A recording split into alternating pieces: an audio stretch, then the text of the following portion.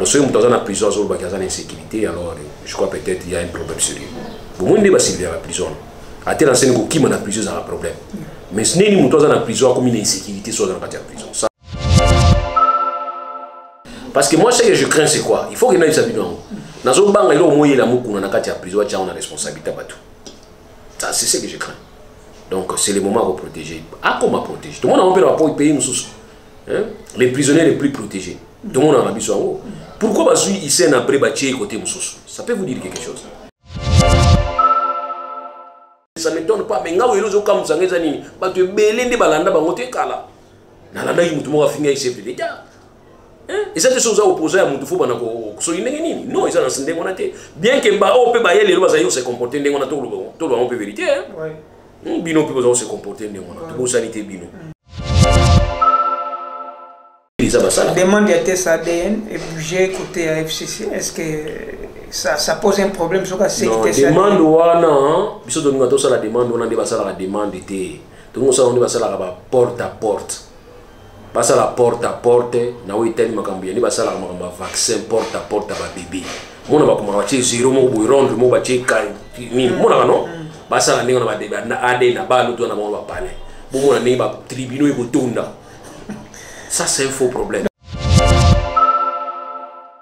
Monsieur Ibrahim, supposons être Ibrahim Kabila, ou soit carrément, supposons être Emmanuel Kabamba. Moutoumoko, tu vas définir il est qui par rapport à ces deux noms. Parce que le nom étant un élément d'identification, il faut créer confusion. Il est Ibrahim Kabila ou bien Azali Kabamba Emmanuel. Alors, soit c'est Ibrahim Kabila, qui va trouver les droits comme Ibrahim Kabila. Soit ça Emmanuel Kabamba. Ah, c'est rappelé na tata na bango na maman na bango bazo lukaye.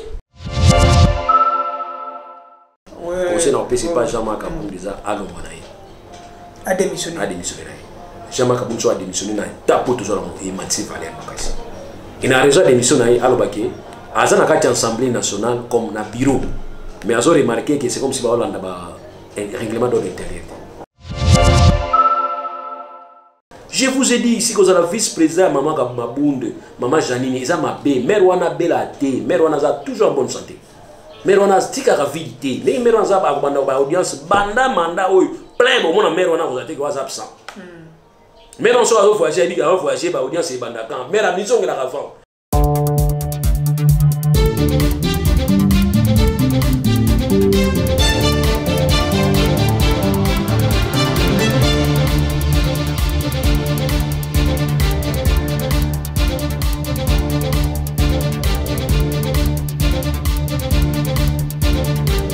Dans le bureau, nous avons éclaircissement, nous avons Beko.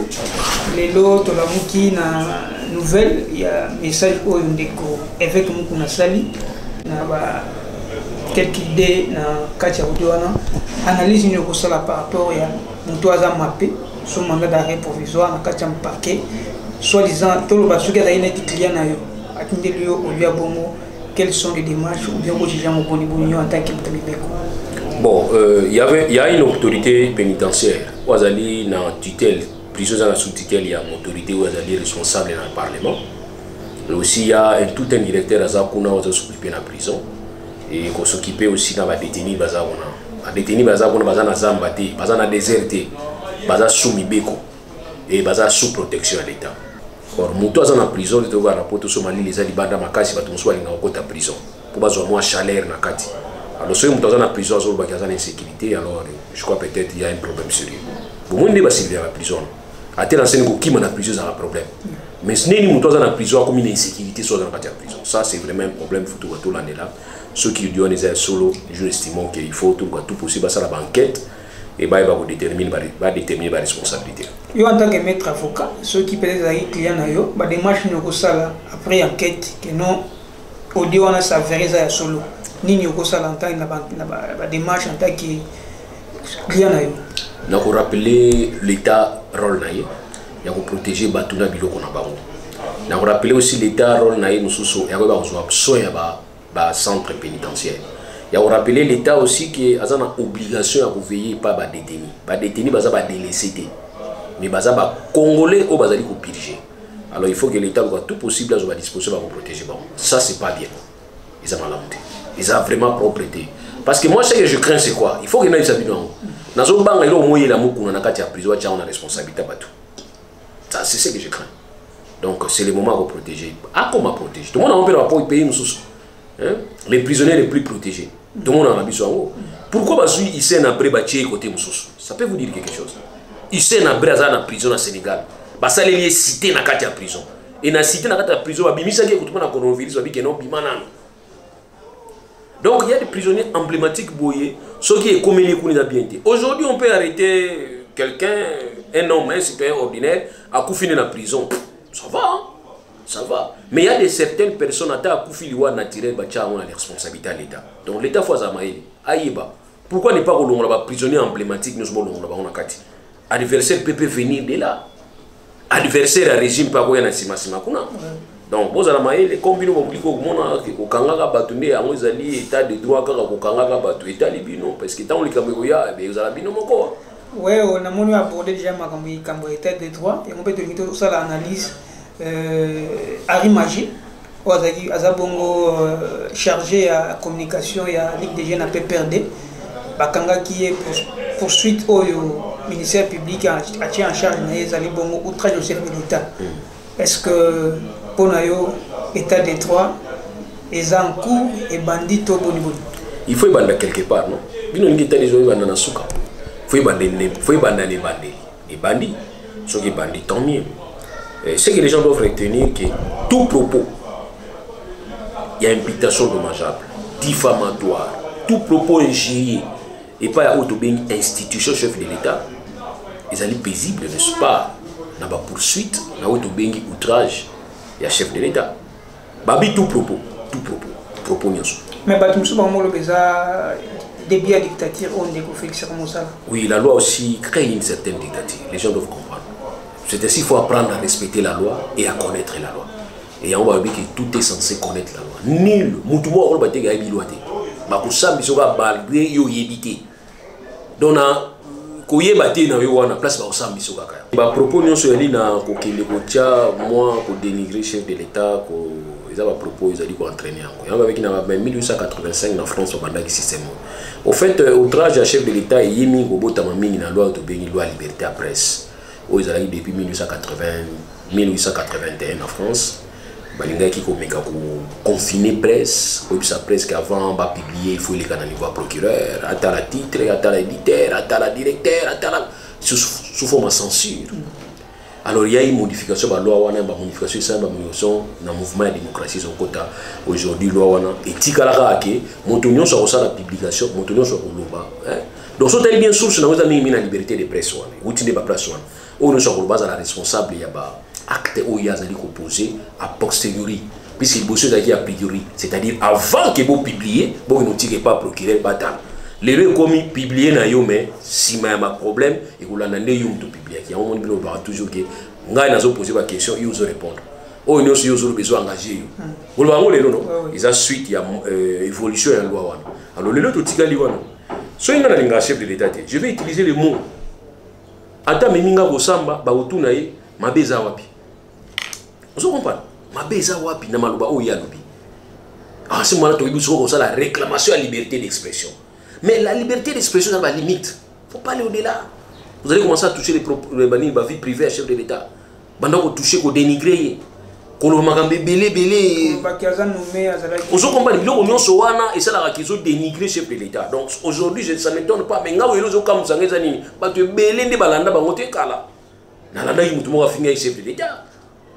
Et ça, c'est ce que opposé à Moutoufu, non, ils ont bien que on peut bailler les lois, ils se comporter, on a tout le vérité. Bino peut se comporter, on a sanité bino.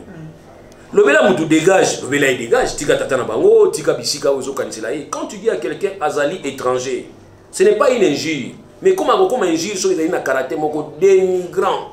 Pas toujours à comprendre. Pas comprendre. On a fini exemple, on a fini ba vocanioso. On finit ba vocanioso, mon quoi au téléma. Oh bon, on attend comme on a mais autant qui corps na bango. Il est pas dans katia corps, on a droit pour se sentir concerné. Attention.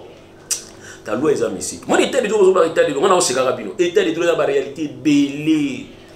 Ils ont la réalité belé face A na face B. Ils ont la rendez wana. Donc bino pe bozaki ba champion ya kofinga ka bato. To yebi ba image za. Bo finga ka bato ya muto ayo ki passe. Obi ki Kabila so neti lolé moneza la makasi tembela sa zoka lolé.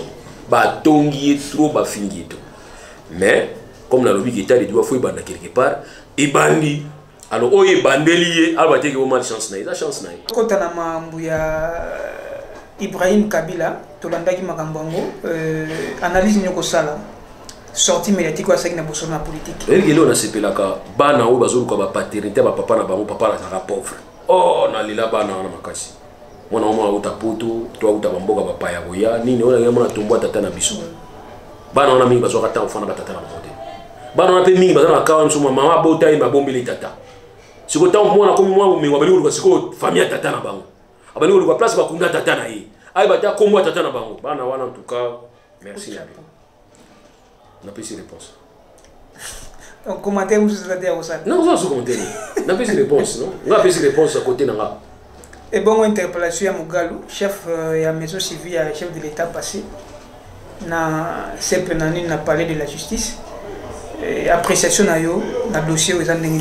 Bakangi ou bien babeng ça invitation. Invitation. Et c'est invitation. Bino mo pas invitation boni. Na bi ki parka ça va faire tité. Mais mon temps communication mon invitation parka comme quelque.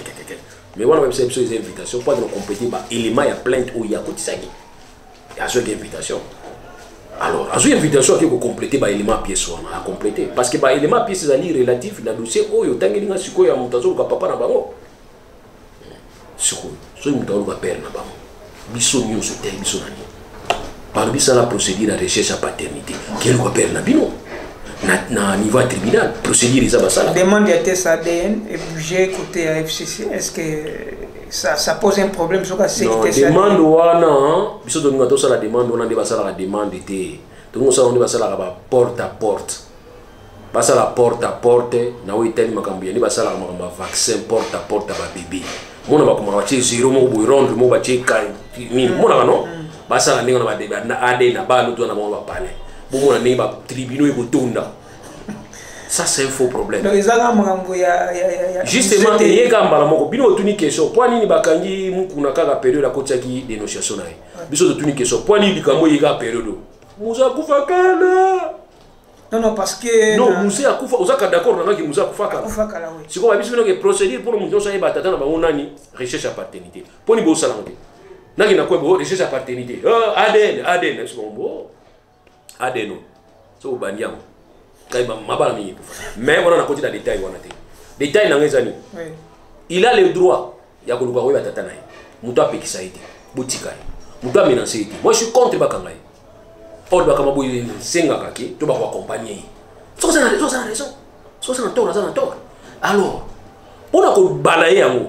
Il a maintenant l'obligation, monsieur Ibrahim, supposons être Ibrahim Kabila, ou soit carrément, supposons être Emmanuel Kabamba. Moutoumoko, tu vas définir il est qui par rapport à ces deux noms. Parce que les noms étant un élément d'identification, il faut que créer confusion. Il est Ibrahim Kabila ou bien Azali Kabamba Emmanuel.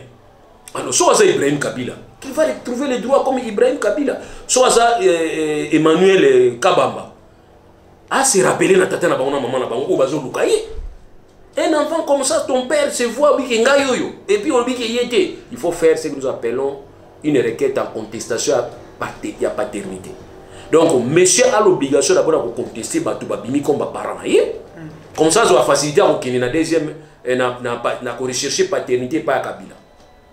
Pourquoi? Il est inadmissible qu'un enfant puisse avoir deux pères.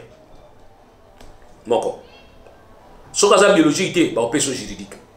Mais comme biologique à mon ami, pourquoi ce lugar est à côté de la famille à Batuminga?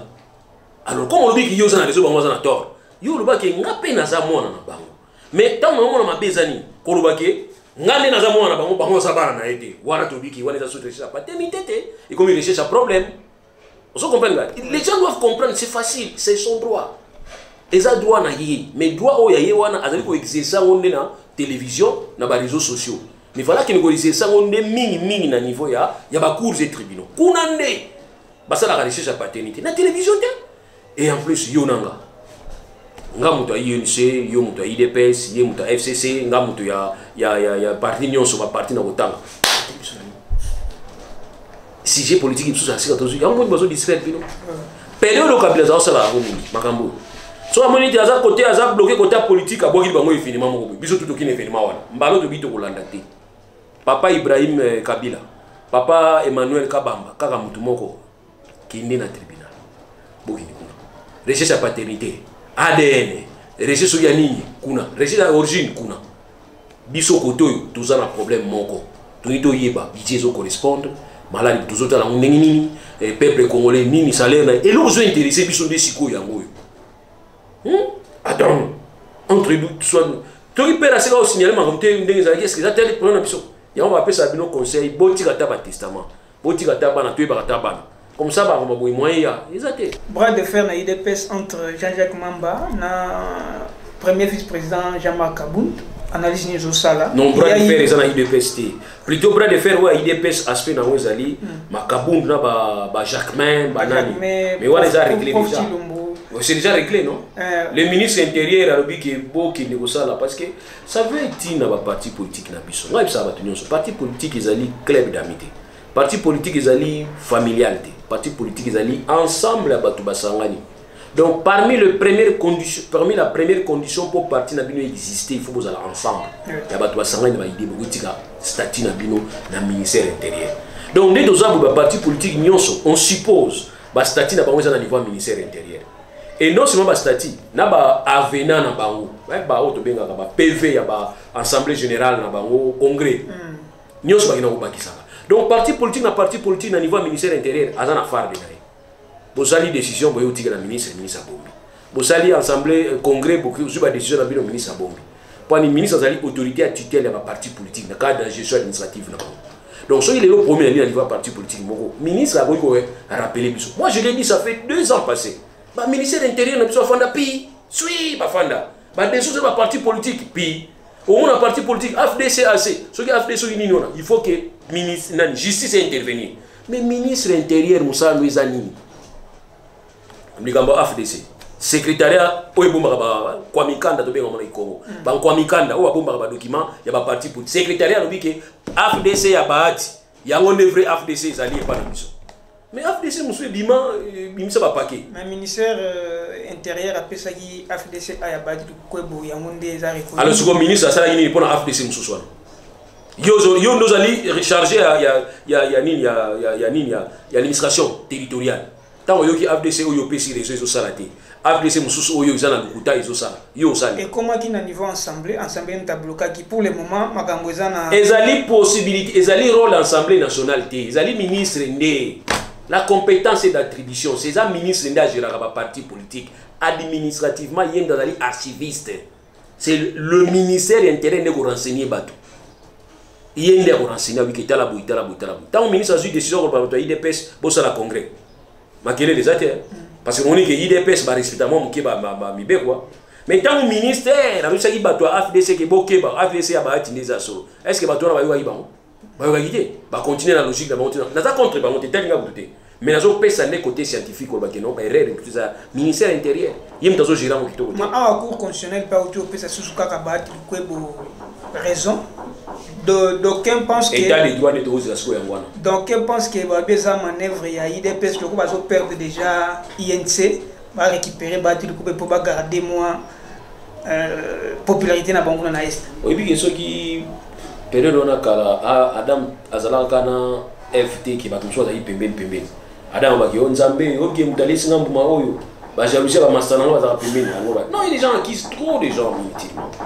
Voilà non on était prévu on était beaucoup trop messana.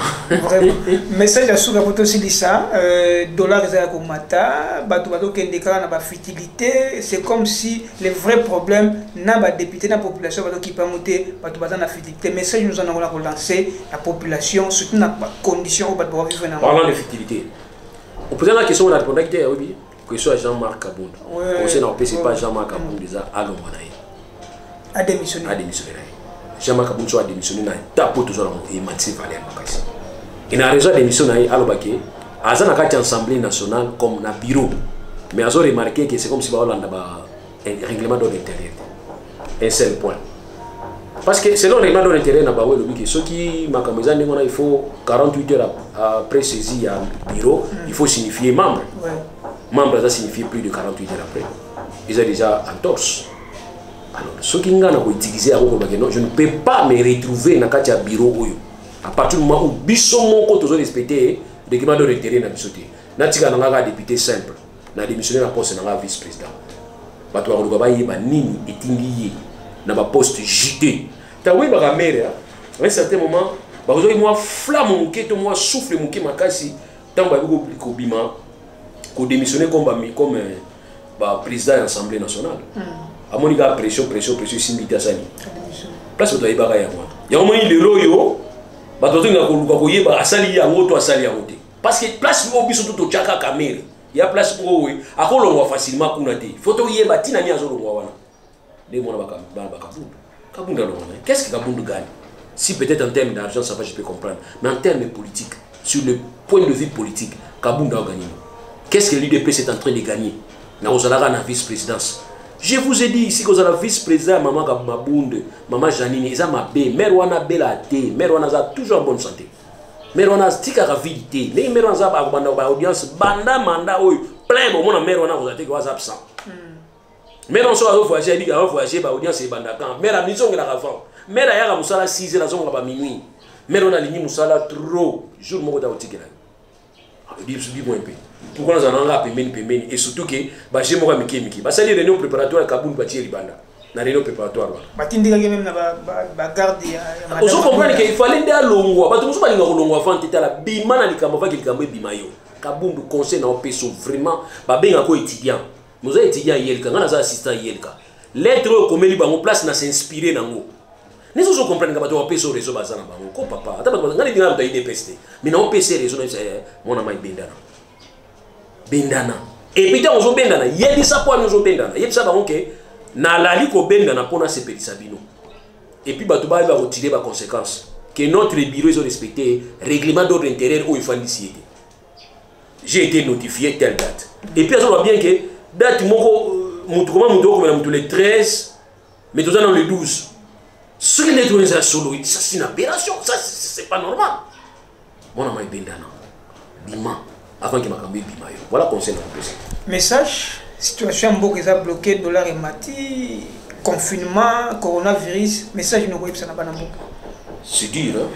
C'est un problème que tout le monde puisse pas vivre alors on sait peut-être total là. Ce qui est vrai, nous avons mal géré la crise. La crise a été mal gérée. La pandémie a été mal gérée. Mais il y a Makasi, il faut toujours avoir des bandits. Toujours quitté. Alors, contradiction, contraste, ils ont dit, dans le cas, ils ont dit 50, 10, 20. On a confiné presque tout le monde. Et les lots à cas, comme à 1700. On compte maintenant, on a besoin de ça dans la classe. On compte la formula. Après, ils vont justifier le pic. Ils vont justifier. Mais on bosse en qui nous a forcé par moi. Est-ce que vous forcé par moi? Tant que vous avez forcé, tant que vous avez forcé, à vous avez raison. Qu'est-ce que vous allez dire? Si c'est comment il est difficile, on dit qu'il y a forcé, il y a tout le monde l'a fois passé. Et puis sans les acquis Gombe. Mais tout tel nombre de cas, au moins la différence c'est ça entre Gombe et Ipen. La différence est entre Gombena et Limité.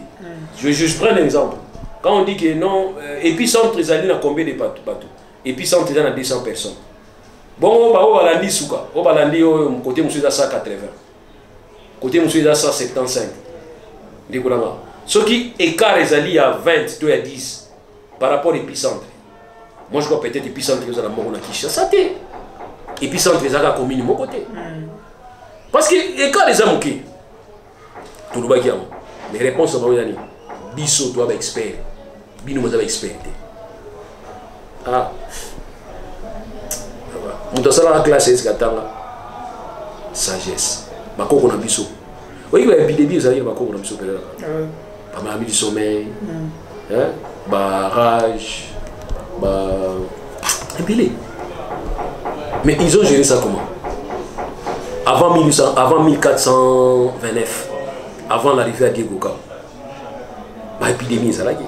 bagera qui ont des pas à peine na biso pas bakoko akoko na biso est-ce que kalaba césarienne ezala oui césarienne ko fongola libumu mutu ya mwasi po abima est-ce que bakoko zo fongola mabuma basi pour ni période ba césarienne ezala ite koko mo apesi nga kanda babia na 103 ans na siliki na mutema na biki pourquoi fois na chance comme na 103 ans c'est nga na chance wana so la ndiko ko na vie na ya azala kana ko vas-y voir population ezali beaucoup plus vieille dans ma village. Ici, il y a des enfants qui ont 12 ans, 13 ans, 14 ans. Donc, bino ba expert. Bino ba expert. Quand on a un expert, soit à côté de la salle, il faut que Bélissi Baba, fièvre des qui m'a.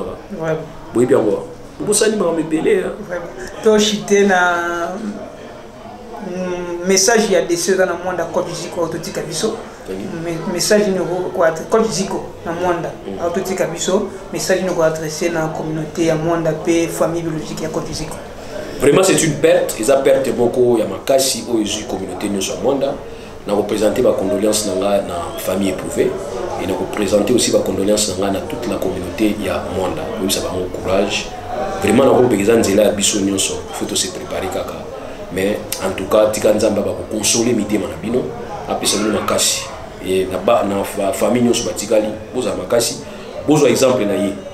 Place ya zota la bino, bozo le la ye mais azo comprendre que vous avez besoin de continuer à lire ya za kina. Et on enseigne na bino. Merci beaucoup. Merci.